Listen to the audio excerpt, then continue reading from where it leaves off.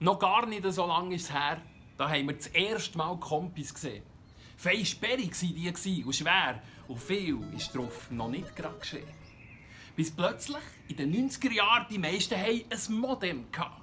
Sie kurzem dann gerade lieferbar mit Aufdruck 56 OK. Das piepst und trällert kokett.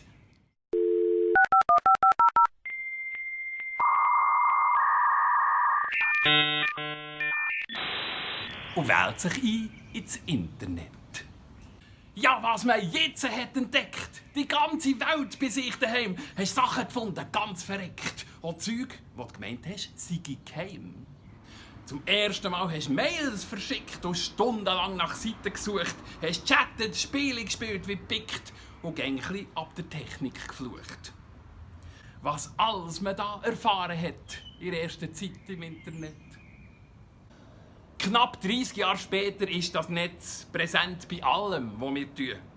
Es gelten dort spezielle Gesetze, darum macht es uns neben Freude auch Mühe.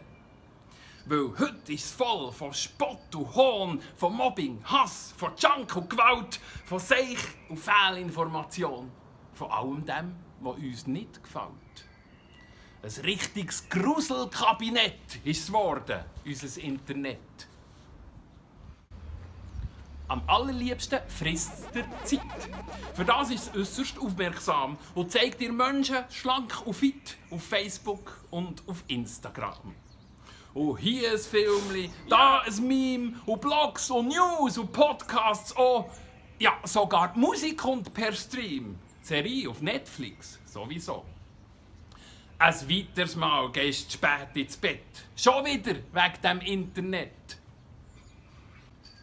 Wie dass man unseren Hunger stillt, das haben ja die Medien schnell erlickt. Die simple Wahrheit, die dort gilt: Empörung wird am meisten geklickt. Oh, jeder schreibt einen Kommentar. Oh, jeder gibt seinen Senf dazu. Die ganze miese, fiese Schar von Trollen, die gibt nie mehr Ruhe. Und manchmal denkst du, oh je, ich wett, es hätte es nie gegeben, das Internet. Natürlich ist nicht alles schlecht. Die Vernetzung hat viel möglich gemacht und gäbig ist das halt erst recht zum Shoppen, Arbeiten, Tag und Nacht. Und schliesslich ist das Netz ja voll von Tipps und Wissen. Absolut. Und neben dem ist es längstens auch das 1A Verkupplungsinstitut. Jetzt genießt man das Leben im Duett und dankt still am Internet. Dein WLAN-Gerät hast du gäng dabei. Es begleitet dich auf Schritt und Tritt. Es ist schon lange dein Vis-à-vis. Du nimmst es sogar aufs Häuschen mit. Wenn es früher Behauptungen gegeben, hast du diskutiert um jeden Preis. Heute reicht es, dein Handy vorzunehmen und zack, da ist er, der Beweis.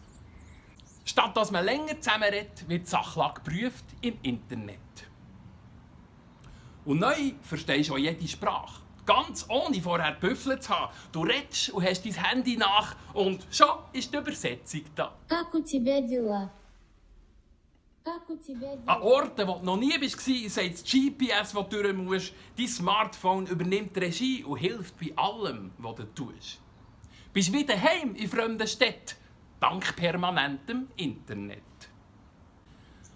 Und jetzt, mit Social Distancing, wo allen auf den Wecker geht, wird häufig das Gespräch von Gring zu Gring halt auch am Bildschirm übertragen. So hockst du an deinem Stubentisch und schaust das blöde Viereck an. Dass das ein müder Abklatsch ist, das weisst du jetzt wirklich nach dies nach. Es wird dir klar, wir sind komplett verloren ohne das Internet.